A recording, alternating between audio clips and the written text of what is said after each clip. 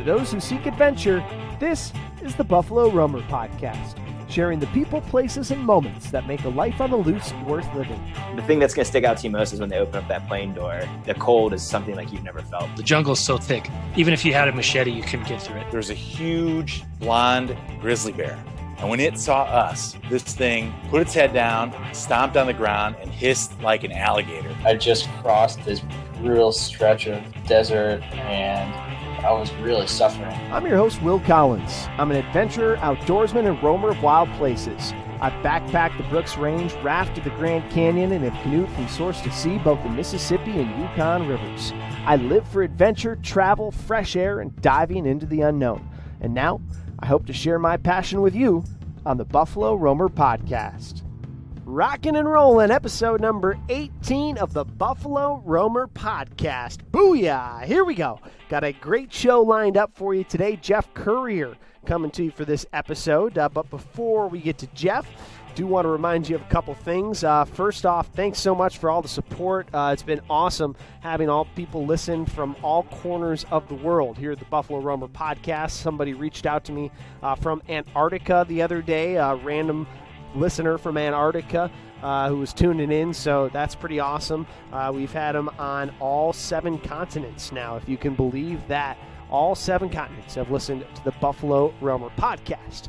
Also, the number one way that you can help us, 1 is to subscribe to the Buffalo Roamer Podcast. Number 2 is to leave a review or a rating for the Buffalo Roamer Podcast in Apple Podcast. Simple click gives us a 5-star rating, and you can write a little review. Goes a super long way. If you can do any of those things, that would be epic. All right, today, Jeff Currier is on the podcast. Jeff Currier is a badass fly fisherman.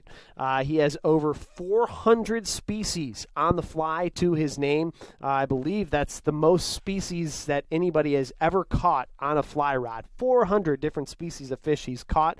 He's fished in over 62 countries, over a 40-year career in the fly fishing industry. He's an author. He's a speaker. He is an ambassador for some of the biggest brands in the industry, including Yeti, Sims, Yellow Dog Fly Fishing Adventures, and many, many more. He's a great guy, lots of good stories, super fishy guy, loves adventure, travel, and fresh air, just like I, and really enjoyed speaking to him. So without further ado, here is Jeff Currier, international fly fisherman, here on episode number 18 of the Buffalo Roamer Podcast. Jeff, what's going on, man? How you doing? You know, it's a nice end of the summer night here in Victor, Idaho. I'm just chilling out. I get done chatting with you. I'll probably kick back in the back porch, have a beer, and listen to the Cubs game. There you go. Go Cubbies. It sounds like a good way to spend the evening. Yeah, summertime. There you go. So, Jeff, tell me a little bit. I first found out about you or heard about you. I was working at a fly shop in Bozeman. I did a summer at a fly shop in Bozeman, and for some reason or another, your name came up, and I started looking into it, and I'm like, wait a minute, there's a guy who has caught over 400 species on a fly rod? Like, what is going on? So that's how I first heard about you, and then kind of dug into you, and have been stoked to find out about your travels and all of your fishing around the world. So how do you describe what you do, Jeff, to people who, outside of fishing, or just if someone asks, like, hey, Jeff Currier, you're a nice guy, what are you up to? I always look at them and I start laughing because I know they're not going to believe them. So I usually give them the one-liner. I'll be like, well, I'm a professional fly fisherman. And then they start laughing, and then they're like, no, really, what do you do? And then I go, no, seriously, I do a lot of things that to make a living in fly fishing. And it's not the fishing itself so much, but it is, my artwork, painting fish. It's the sponsors that I have that endorse me, and, I endorse them back. But I work with some great companies, from Yellow Dog to Sims to Winston to Scientific Anglers. I do a lot of speaking engagements most of the year, although, of course, that's been a tough year for that. I got canceled since March, but now I'm starting to do the Zoom type, presentations with clubs. And at first I was pretty bummed. For instance, last weekend I was supposed to be in Memphis for the second time this year, and we had to cancel again. But I did a Zoom with them, and that was cool. But a lot of times when I go to these places to speak, like when I was going to go to Memphis, I was going a day early to fish a private bass pond. Right. So that's the bummer about Zoom. I'm not getting to travel and see, all these cool places around the U.S. and Canada like I normally do. Yeah, absolutely. I hear you, man. Adjustments. Yep, that's part of it. Hopefully things will start to open back up and be able to get back and chase and fish. But another part of your story as well is the amount of species and countries traveled to, I would have to assume too, right? Yeah, it's definitely, I honestly don't think I ever planned to travel the world like I have and catch all these species. But I got into that stuff, and all of a sudden, 25 years ago, I'm like, holy cow, I've been to, 25 countries and I've caught all these fish. I wonder how many I've caught. And then since then I started keeping kind of tabs on it, and it's been very cool. I think even as a kid, I was a little bit of a fish scientist, growing up, looking at books and trying to catch all the cool stuff just where I lived. And it's carried on into my adult life. Yeah, that's awesome, man. So what are you at now as far as species caught on the fly and countries traveled to? Well, I know for sure 62 countries that I've fished in. Okay. That doesn't even include like the, half dozen that I went to and didn't fish, when I'm traveling from one country to another. Right. Species wise, 100%, 418. I would say that it's possibly, 425. I've got a few fish that I probably forgot about and a few fish that I, haven't figured out what they are yet. That's pretty funny, man. That's awesome to think that, there's someone out there who is charting every single species. Cause I have to imagine once you start getting, up in the upper numbers, obviously there's all kinds of stuff that swims, but just to be able to chart it and look back and think of where you caught it and how it looked and the story around it, like that's pretty cool. Yeah, when I decided I was gonna finally figure it all out, after I did my rough list, and I was like, wow, this is pretty cool. I've caught 150 fish. Then I decided to get serious. I was gonna have to go back through all the photos of my fishing. Right. At least since I started traveling, and that's what I did. I literally spent an entire winter editing, going through old slides and stuff from different places, and oh my god, I forgot about that fish. Cool. And it was really a fun project. And yeah, it got me super psyched on doing it more the rest of my life. Absolutely, I believe you. And so, what led you down that path to, like you said, you saw and compiled a list, and you thought, wow, I've got a lot on this. How did you get to that point, and then where did you take it from there? Where you were like, okay, now there could be something here. Like, has anybody ever caught this species before? Yeah, I think it actually probably came more from other people. We're like, holy cow, Currier, you caught that fish there? They're looking at a picture or something. I'm like, yeah, I guess that's not that common, is it? And they're like, no, I wouldn't think that it'd be very common. And then, a few more pictures, and they're like, there's another one. You got to keep track of this stuff. And so, yeah, I was encouraged by a lot of people and a lot of my mentors too. I've been lucky to be in the fly fishing industry for many years and worked in a very prominent fly shop called the Jack Dennis Outdoor Shop in Jackson, Wyoming. So I was with, fly fishing celebrities like Jack Dennis, the guy that owned the shop was, one right there who traveled quite a bit around the world when he was owning the shop. And, I was influenced by guys like that. And, he's like, this might be the thing that you're going to do in fly fishing. It's pretty cool. Right.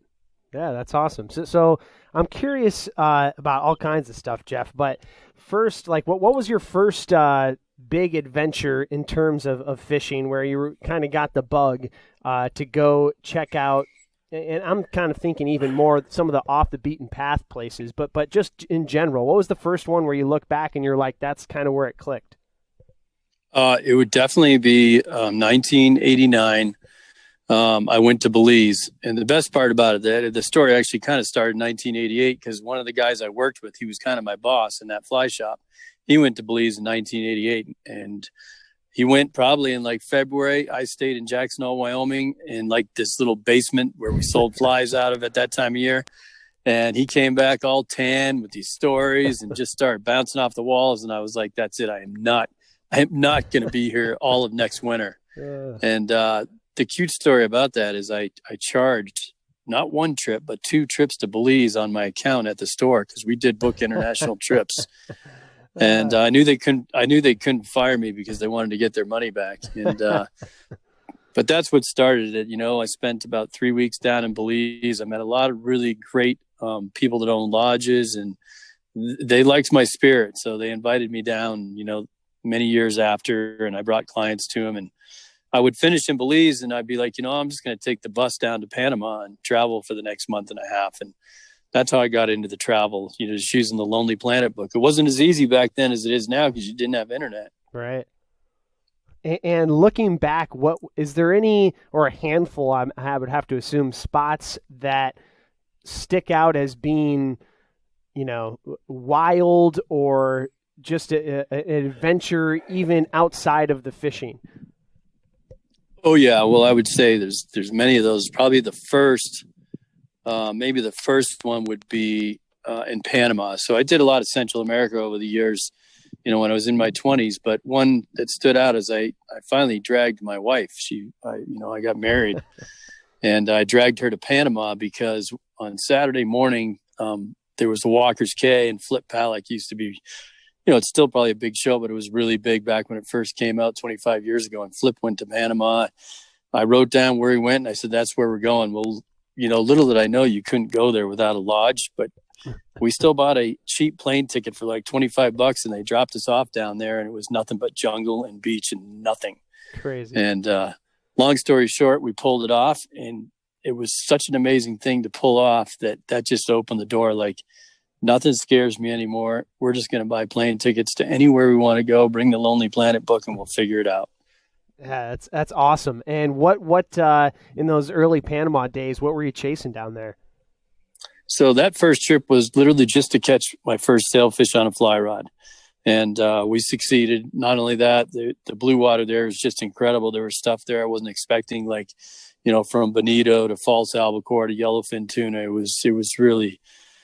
was really magnificent. It fueled the fire. Let me tell you that. Even my wife, who, you can only imagine, the ladies aren't quite as crazy as some of us are when we're in our 20s, but she found that to be pretty intriguing too. And luckily she's been on quite a few of them with me now. She supports it as well. Yeah, that's great, man. I have to imagine that sticking a sail on the fly back then too was I can't imagine there was too many people throwing around flies at sailfish then. Am I wrong? I don't know. No, it was very new at that time. That was kind of like when it was really the big shots. I mean, obviously Flip Pallett did it on that TV show, but it was guys like Billy Pate and just a handful of guys that were getting into it. And so why not? I worked in a fly shop. I had access to, I called one of my reps, said I need a 14 weight, and they sent me one, and off I went. Awesome. Very funny though. I got to throw a story in there on that. Please very do. first sailfish I hooked on that trip. I had a great big Able 5, which is just an enormous reel, but I forgot to set my drag. And whenever you have a good quality reel, you don't want to keep the drag tight when you're not using it because it compresses the drag. Sure.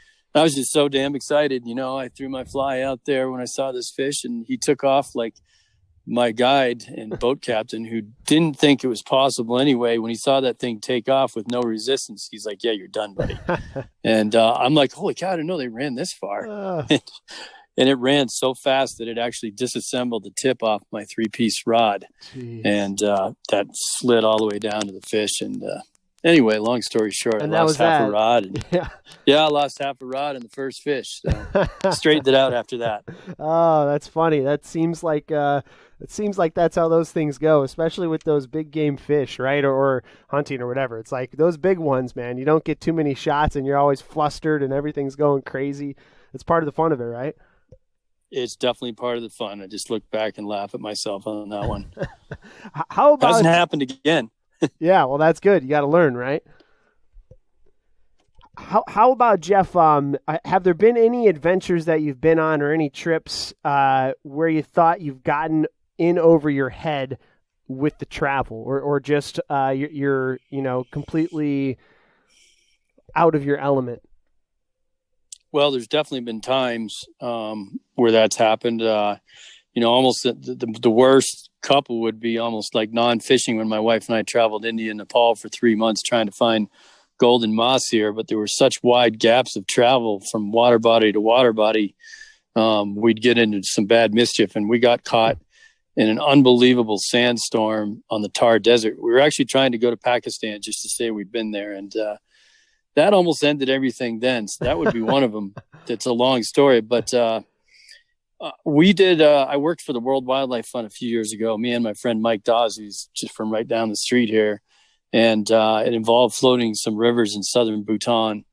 And we got there, and the crew that they had for us really had very little boat experience, and the boats were all falling apart and deflated. And it was a 10-day trip, and there was a lot of whitewater. Let's just say there were many times in that trip where we're like, we are not going to make it. We should not be here.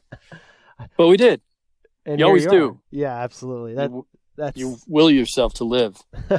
No doubt about it. So where'd you say that one was, in Bhutan?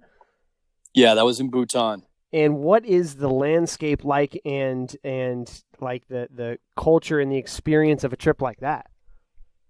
It's about as good as it gets. That whole Himalaya region from India to Nepal and Bhutan and the northern part of Myanmar is really going back into time. The people really don't give a damn what's going around the rest of the world because they got their own thing there. Most of them live off the land. They're very nice. It's culturally one of the best places on earth. And, though a lot of it is damaged by pollution and overpopulation, there are places, and Bhutan would be one of them, that is still unbelievably pristine. And that country too, you ask what's it like, the country itself is about the size of Rhode Island. The highest point is 23,000 feet. The lowest point is 3,000 feet. So all the rivers are screaming whitewater rivers.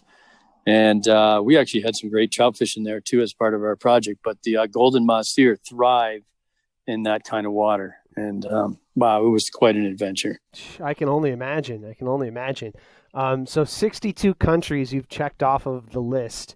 What continents? Has it been 6 continents? 7? No, not 7. Well, yeah, I haven't been to Antarctica, but probably won't. I don't know if the rivers, maybe they'll thaw out in our lifetime the way they're going. Maybe there'll be something there. But yeah, I think just the 6 continents that have moving water will be the ones for me.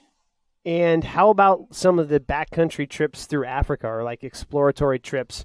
I know I've seen stuff of like tigerfish trips. I got to imagine that stuff is pretty raw and remote.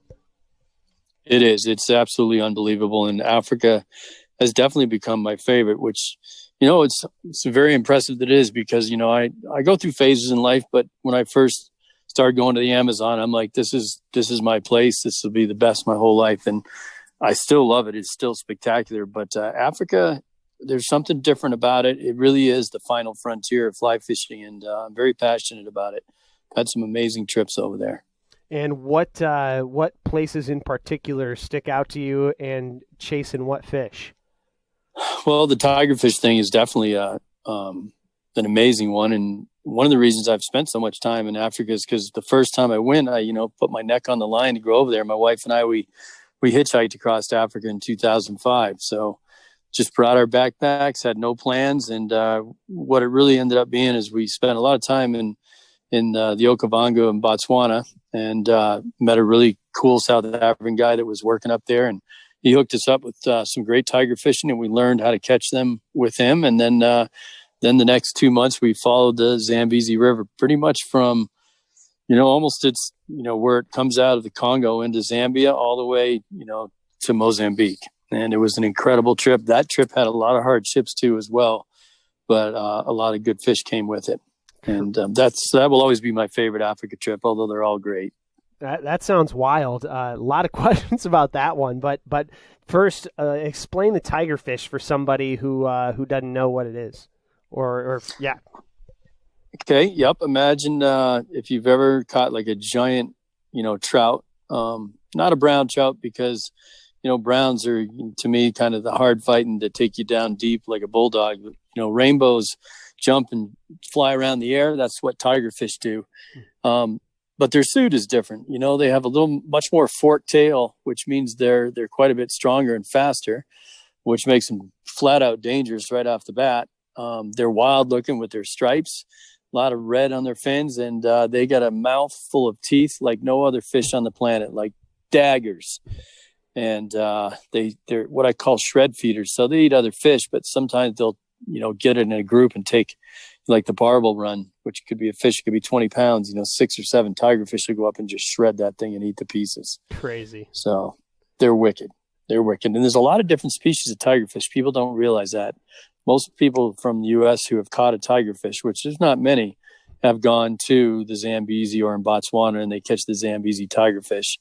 But the ones in Tanzania, which are getting to be quite popular, are bigger and a different species. And I recently caught the ones in Cameroon and the ones in Egypt. And hopefully in this winter at some point, I'm going to get over and fish for the Goliath tigers, which is something that people have been trying to find in a safe place where you can catch them for years. And there might be a spot now. There you go. I'll be keeping tabs to see if you end up finding them. Yeah, I hope so. How about the backcountry of Cameroon? I was thumbing through your Instagram, I think it was, and I saw a photo of like some park ranger anti-poaching crew in Cameroon. Tell me a little bit about Cameroon and what the setting and scene and some stories from there. Yeah, well, it's one of the wild places left in Africa. I mean, if there's 10, it's definitely in the top 5. And I got to go there because my friends, a company used to be called Tourette Fishing, but they changed their name to African Waters now. And they're like the leaders in definitely in freshwater fishing in the backcountry of Africa. And I've done a lot of stuff with those guys. They've become very good friends. Last year at this time, they were right here with me in Idaho. So we've shared a lot of experiences around the world. So they started this Cameroon thing. It is, in their eyes, probably the wildest fishing that they have discovered. But it's very volatile. A lot of Africa is always subject to netting and overfishing. I'll just throw a fact out there. People think they're helping people in Africa by sending over malaria nets. Well, 99% of malaria nets turn into fishing nets. So that's why a lot of Africa has been fished out, because there's a lot of overpopulation situations. But Cameroon is one of those countries that really fights hard to protect what they have, and they do have a lot. So when we were fishing, where we were fishing, so not only is Cameroon a wild country, we were in the wildest part of Cameroon. And it is a 24-hour-a-day job to keep poachers from not only Cameroonians, but also people coming over from Nigeria, Chad. It's a little bit of a free-for-all. So it was going on while we were there, and we just had to support the poaching team to let them, do what they had to do to protect not just the rivers but the wildlife. It was in Tourette, no, I should keep calling them Tourette because that's what they were for so long. But African Waters, they go out of their way to make sure that they work in harmony with the locals. So they work with the poachers, they work with the local people. They make sure that these communities benefit from them bringing over high-paying fly fishing tourists. Sure. Yeah, that's great. It's, there's all kinds of benefits to it, as I'm sure we both know and have, spewed before. But, dollar makes a difference, right? It does. It really does. So how about in the U.S.? What are some of your memorable fishing trips or species in the U.S. that you've been able to bag?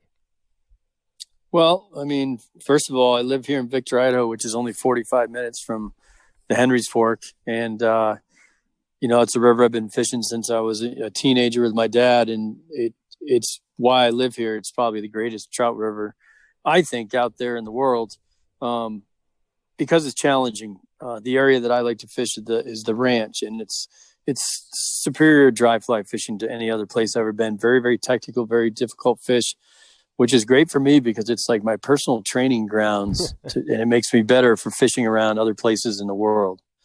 So nothing exotic there, but it is an amazing fishery. If you want to be a good fisherman, you hang out on the ranch, get your butt kicked for a lifetime. And when it does happen, it's a fish of a lifetime too. So that's pretty cool. As far as travel and fishing around the U.S., some of my best years were when I was going to college in Wisconsin and Minnesota, just fishing for pike and muskie. Really, in the 80s, nobody was fly fishing for muskie. And I didn't have any success with it then. But, I've since gone back and fished with some of my Wisconsin friends. There's very cool guy named Bill Scherer that lives up there, and he's taught me a lot about fly fishing for muskie, and we do it together about every other year. Awesome, yeah, muskie and pike. I haven't been able to get a muskie yet. I've only gone muskie fishing twice, I think. But pike it's like one of my favorite fish, man. They're just monsters, and they're ferocious. They're the alpha predator in almost any water they're in, and they're abundant, and they're awesome. It's funny that pike can get such a bad rap among anglers. Yeah, I guess I've been through the whole cycle, where there was a time where everything that didn't have spots and an adipose fin got a bad rap. It literally was like that 25, 30 years ago. And I've seen so many changes that I think the pike are going to be highly sought after in the next 10 years. And I mean, already I'm seeing it. I spend quite a bit of time working with some of the lodges in Canada, and, they're booking a lot more fly fishermen to their lodges than they ever did just in the last couple of years. It's really incredible how people are waking up to, Canada has giant fish that are really fun to catch. You don't have to travel that far. You can get there in a day. Absolutely. And I know I watched your film some time ago, The Turning Points North, which is a fly fishing film up in Saskatchewan, right? That's right. Yep. How was it making that and fishing for those monsters? It was incredible. First of all, it was a great honor to get asked to do that, film. I mean, they wanted to do a film about, kind of how I got into the whole business and, chasing species and fishing for cool fish. And so that part alone was super cool. And then, we went to Selwyn Lake Lodge, which is one of the more remote places to fish in Canada. And I say that there's a lot of remote lodges, but this one seems to be open for a while, then closed, then open again. So you got this massive lake that there's been entire seasons, probably including this one, that has absolutely no anglers on it at all. And it's actually, when you say northern Saskatchewan, that's where the lodge is, but you get in the boat and you go a couple miles, you're actually in the Northwest Territories. Oh, wow. Okay. So it was remarkable fishing. It was just unbelievable. Not just the pike, but we caught some huge lake trout, and we caught, grayling. It's a special place, and you can get there, in a day from your house. So that's just amazing. Yeah, it is. It is. I've spent a little bit of time up in Saskatchewan. I did a canoe trip up there, a 30-day canoe trip. And oh, wow, man. And that was when I was, 16, 17 at the time. And I just remember, like the old saying, drag something shiny through the water, and you got a massive walleye or massive pike that back home would be trophy size, and it's just everywhere in endless wilderness. It's a pretty amazing country up there. It is. I've done a Quetico canoe trip, nothing probably like what you did, but yeah, the amount of lakes and rivers is incredible. And then you get on a beaver and to fly to a destination and you're asking the pilot who does this every day, you're like, so what's in that lake? What's in that lake? And he's just like, I don't think anybody's ever been there. So I would just assume there's pike and walleye there. But, if you want, we can drop you off there for a few days. You might want to bring some bug stuff. But so it's just cool to know that that's still out there.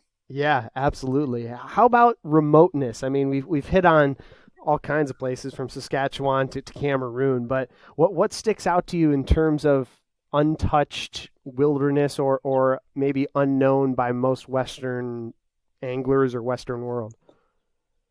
Well, there's quite a few, which is a good thing. I'd have to say, there's parts of the Amazon that are absolutely mind-boggling. For years, people have been going to Brazil and going north of Manaus, which is the capital city in Manaus, and going up and fishing for peacocks. And it's sad to say, but a lot of those places up that area, they have been getting hit pretty hard for a long time, even though it's very remote. People have been there. But there's a company called Untamed Angling, which we work for. We book trips for through Yellow Dog. I didn't even mention, but for those listening, I work with Yellow Dog Fly Fishing Adventures out of Bozeman. But these guys have taken it the extra step to go find even new places. For instance, the golden dorado fishing in Bolivia. Now, it's been available now for almost 10 years, but it's still as pristine as it was when those guys found it. I've been fortunate to go there. They've got a place in the southern Amazon, southern Brazil, called Kenjam, which is one of the most incredible Amazon, probably the most incredible fishery I've been in the world. It's a wade fishery in the Amazon, and you're catching peacocks, you're catching wolffish, you're catching pacu, and the list goes on and on. So, and some of those places are literally like, you got to fly 5 hours in a small plane, land, and then get in a boat and travel another 3 hours, and then sometimes hike. So it's pretty deep. Yeah. At the same time, Africa, offers that as well. It's incredible.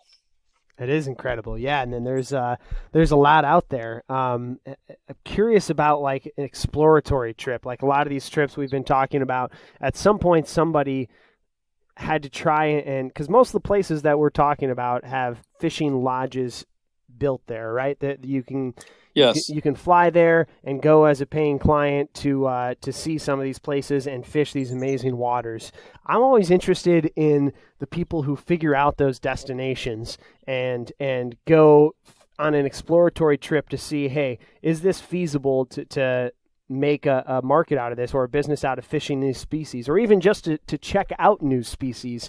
Have you been a part of some of those instances?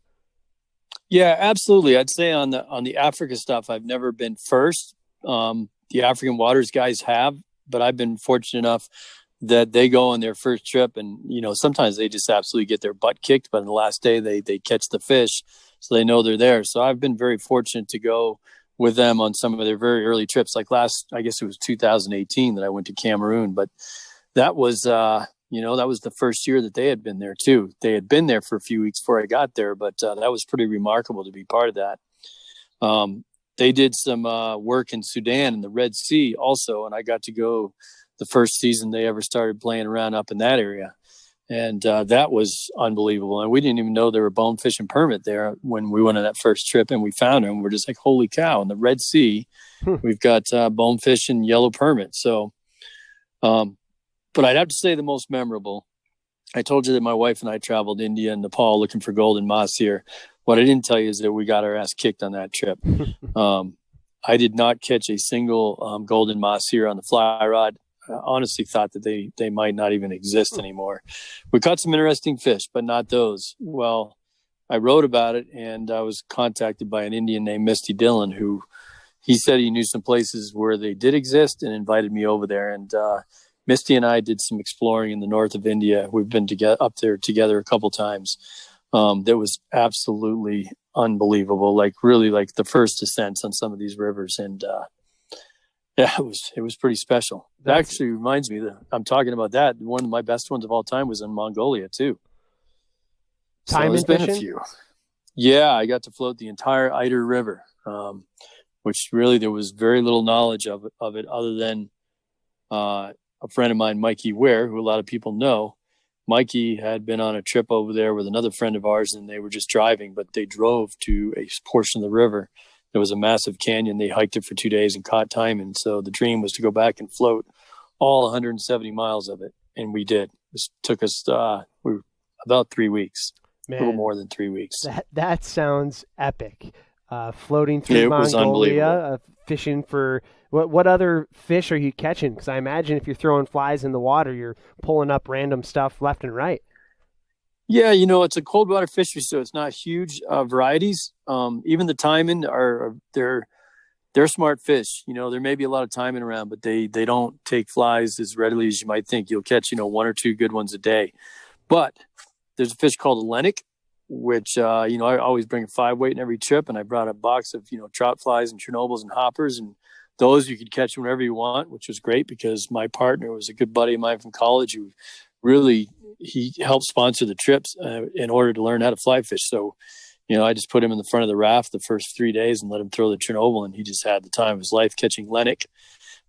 They have Mongolian grayling, which is a little different. He's a little more similar to like the European grayling, has a smaller dorsal. At the same time, they had the Arctic grayling as well, and I caught some very big pike there too. Crazy. Yeah, that sounds like an epic trip. And it's funny you mentioned Misty, a buddy of mine who guides in the Seychelles, was also spent time chasing mahseer in India, and I had him on the podcast one of the earlier episodes, and he he's been telling me, he's like, dude, you got to get this guy Misty on. He's been buddies with him for a while, and he's told me that his stories of the backcountry of India are insane, and pioneering mahseer fishing on the fly.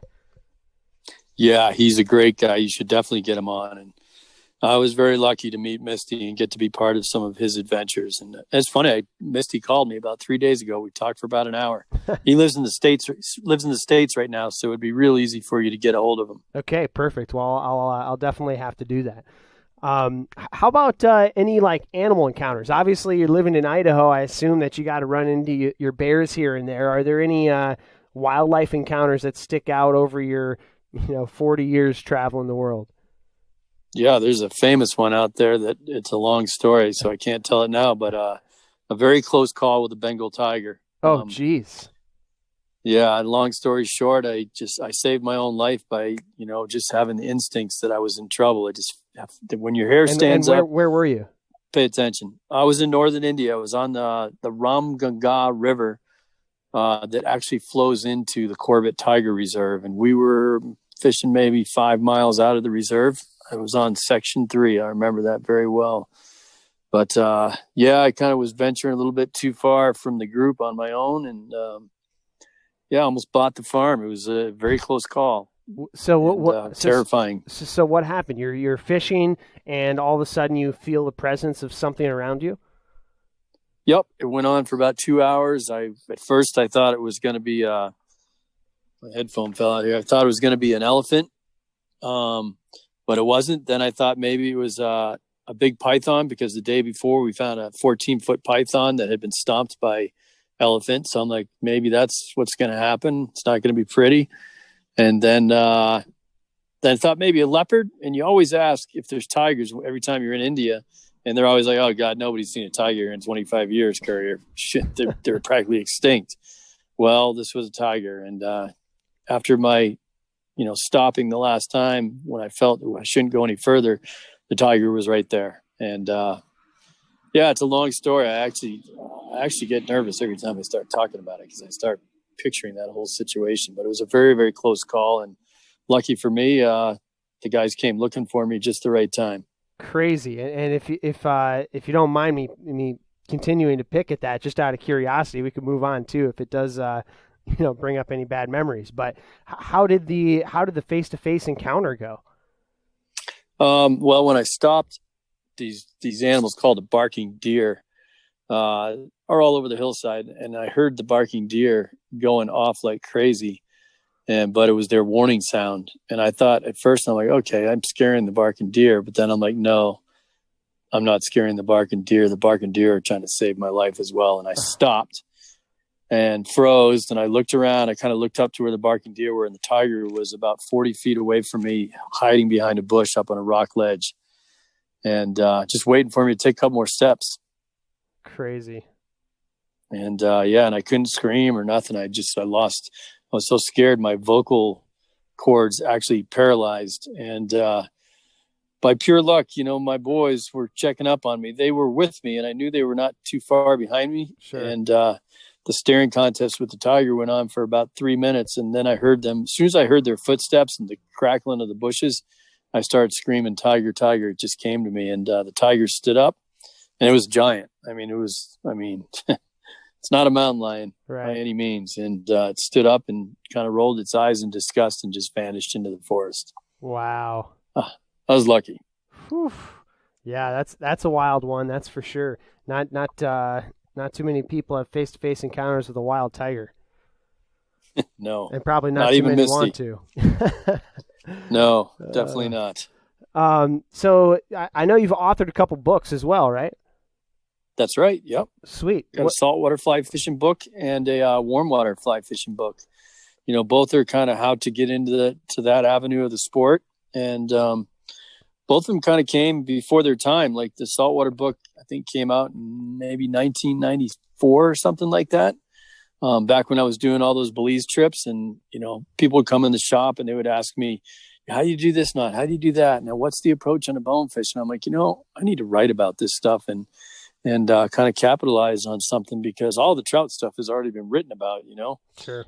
And it was cool, and it was a success. And then I started it was almost like a personal campaign to spread people out a little bit, get them off the trout thing so much. And then I wrote my warm water book, which I got to admit, when that came out, was not that popular. Now I'm very happy to say that, people have woke up to it, and I sell a lot of that book. It's awesome. Very cool. That is very cool. And yeah, it kind of ties back to the pike discussion as well of Northerns coming full circle in the fly fishermen's or fishermen in general's perspective. But I think that was one of the coolest things that I just personally found in your story when I first heard about Jeff Currier was, there's lots of people who get into their snobbery. It's maybe not the right word, but they get into their rut and they only want to fish trout. They only want to fish bass. They only want to fish whatever it may be, and there's a sturgeon in the lake or river right next to them, and they don't even see it or don't even want it, and it's just such an amazing fish. And I think it's cool that to see other people and you yourself who champion the cause of catching quote unquote trash fish. Yeah, I love this story because I speak about carp quite often, and I've been doing it for a long time. And it was in Portland, Oregon, at least 25 years ago at the Sportsman's Show there. They tested the waters. They had me do a clinic about fly fishing with carp. And this is a show that has thousands and thousands of people. And sad to say, 4 people showed up for my clinic. There were a lot of empty seats in that auditorium. It was a little embarrassing, but at least 2 of the 4 were actually there to learn how to fly fish for carp. I got to admit, even those other 2, they were there having lunch to get off their feet. So they were like, "Oh my God, this guy's talking about carp." But it has come a long way. So now when I do talk about carp, usually it's like maybe the Denver show or something will be standing room only. And that warms my heart because I feel like I've been a part of that. And I also feel like, people are waking up to the fish that are right down their street. And they're going to get to be better fishermen because you know what? Carp are freaking hard to catch. No doubt about that. No doubt about that. How about any unique species or a favorite species that goes overlooked, maybe outside of carp, since we've mentioned that? Well, I would say an overlooked one. All right, number 1, let's say a walleye. Sure. Even a lot of people that are into bass fishing and pike fishing with a fly rod and catching the bluegills, they'll be like, yeah, but you can't catch walleye because they're down deep. That is so untrue because, feeding walleyes really aren't that deep. Usually they'll, if you hit the right time of day, for instance, after sunset for that, hour before it gets pitch dark, the walleyes are actually in shallow and easy to catch, even with a floating line and a sinking fly. But I was on Lake Mille Lacs in June, and we were catching them throughout the day because, it's easy to get down 12, 13 feet with a fly line and a heavy fly. Another one would be, let's throw out there the gar family of fish. And I'm not an expert on gar because we don't have gar in the state of Idaho. But I have had some pretty fun experiences with them with my boys down in Virginia at the Mossy Creek store there. I've spent some time with them. And I caught a very nice gar earlier this year down in Florida when I was fishing with my friend Paul Brune. So I have run into underrated. I have run into more gar this summer than I ever have in my life, and every time I've never been able to catch one. They just they hit my lure, hit my fly, and I can never get them in. So recently I've been researching rope lures. Is that the way to do it? How do you catch them on the fly? I think that is the way to do it. And like I say, I don't have, a ton of experience with them, but when I did fish with my friends at Mossy Creek Fly Shop in Virginia, that was their favorite fly, was the rope fly. Right. The one I caught with my friend this winter, though, was just an accidental. He got the hook right in the bottom of his, it fit in his mouth just perfect, and I landed him. But that was the only one out of all the gar that I hooked on those 2 days fishing in Florida. That was the only one that stayed buttoned on. Huh, it's funny. Yeah, so I recently moved back to the Midwest, where I'm from, after bouncing around to a few places. And this summer, like I said, I've never really come across gar, but on probably 5 or 6 different trips this summer, I've come across gar. It's been the most frustrating thing to stand there and see them and bring them right up to your ankles, just this vicious looking fish with all their teeth, and not be able to catch one. So it's on my list to get back to some of these spots with the rope fly and bag one. Yeah, make it happen. Where are you at, Will? So I'm in northern Illinois. Oh, okay. Yep. Near the Driftless. Yeah, you bet. I was just up in the Driftless last weekend. Yeah, beautiful and underrated part of the country, no doubt about that. And no wonder you were kind of laughing when I said I'm going to listen to the Cubs game after I'm done. Yeah, exactly. I probably do the same thing, or at least check on the score, no doubt about that.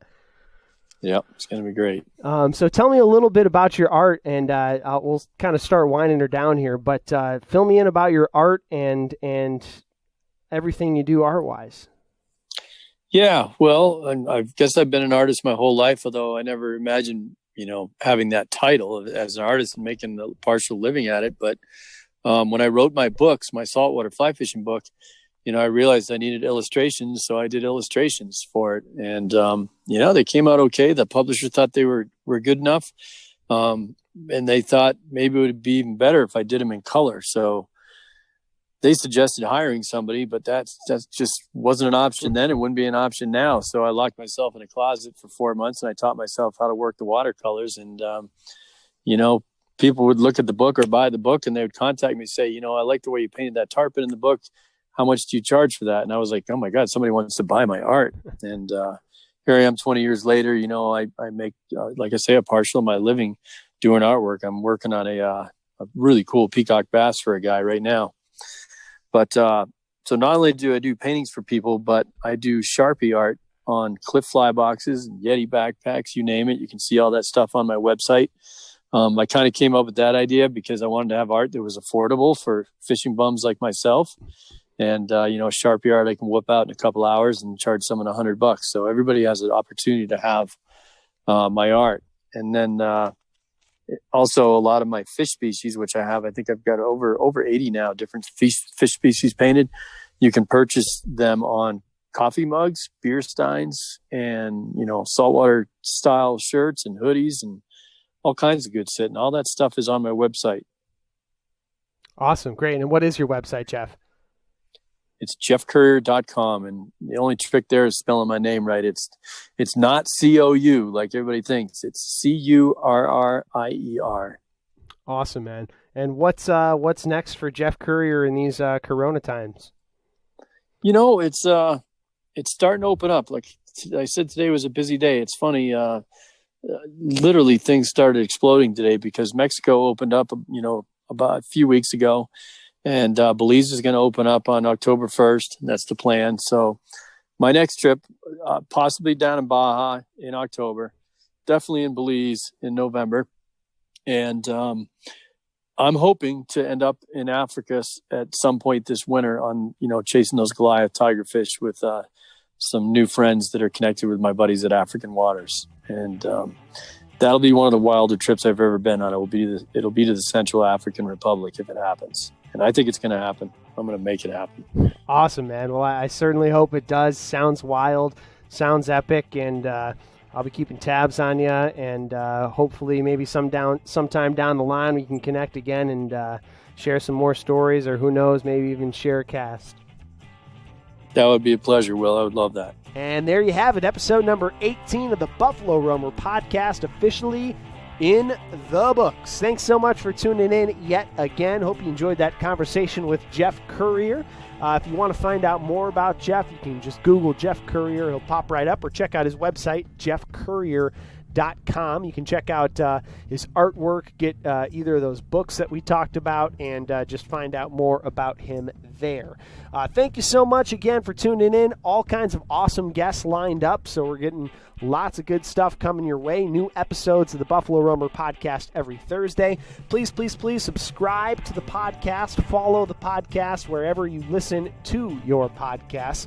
And if you can leave us a 5-star review in the Apple Podcast app, just a 5-star rating, and write a little comment for a review, that would go extremely far. So please do that. And also, tell a friend about the Buffalo Roamer podcast. If you have an adventure buddy out there, let them know that they might enjoy tuning in to an episode of the Buffalo Roamer Podcast. All right, until next time, go get some fresh air and enjoy whatever adventure you may find yourself on.